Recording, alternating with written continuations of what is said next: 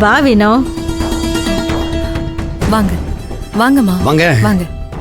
மேல மளிகை சாமான் கொடுக்கறதுக்காக வந்தேன். அப்படியே அம்மாவை பார்த்து பேசிட்டு இருந்தேன்.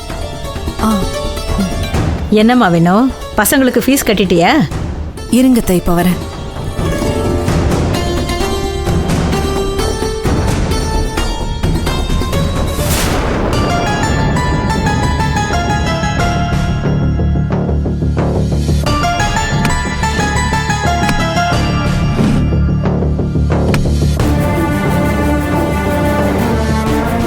என்னது இது?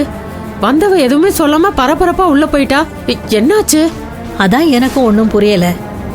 அம்மா வினோ, என்னம்மா பண்ற?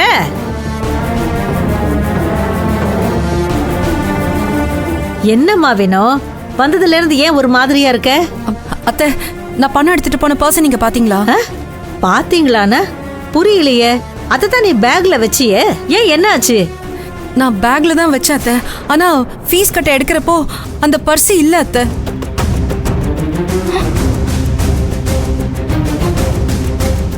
அதான் வீட்ல எங்கேயாவது வச்சுட்டேனான்னு பார்க்க வந்தேன். என்னம்மா சொல்ற? அப்ப நீ இன்னும் பசங்களுக்கு ஃபீஸ் கட்டலையா? இல்ல அத்தை, பணத்தை காணும். ஐயோ,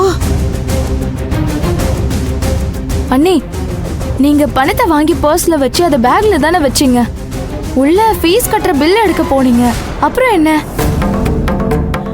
ஆமா வினோ, நீ பேக்ல தானே வச்ச, அப்புறம் எப்படி பணம் காணாம போகும்? நீ மறந்து ஸ்கூல்ல வேற எங்கேயாவது வச்சிட்டியா? இல்ல அத்தை, நான் பேக்ல தான் வச்சேன். ஆனா அங்க எடுக்கிறப்போ பர்ஸே இல்ல.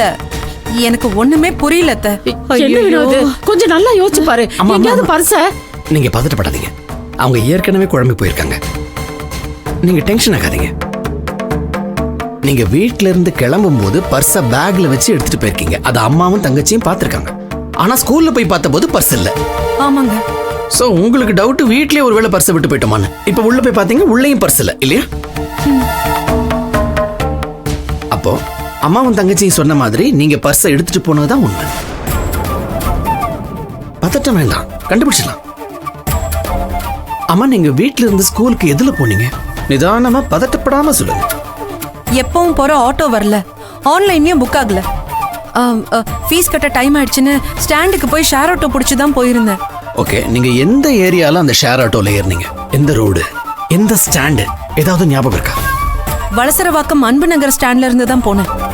சரி, இப்ப நீங்க ஆட்டோல இருந்து ஸ்கூல்ல இறங்கின உடனே ஸ்கூல்ல பேக் எங்கேயாவது வச்சீங்களா? கொஞ்சம் யோசிங்க. எங்கேயாவது பேக வச்சீங்களா?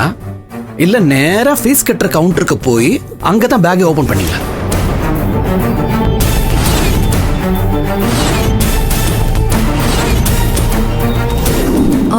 ஆட்டோல இருந்து இறங்கினதும் நான் பேக்கை திறக்கவே இல்லை. நேரா ஸ்கூலுக்குள்ள தான் போனேன். அப்போ நீங்க ஸ்கூலுக்குள்ளேயும் பேக் எங்கேயும் வைக்கல. ஆட்டோல வச்சு எதுக்காவது பேக் திறந்தீங்களா? மிருகமாக மார்க்கெட் வந்துருச்சு, காசு எடுத்து வச்சுக்கோங்க.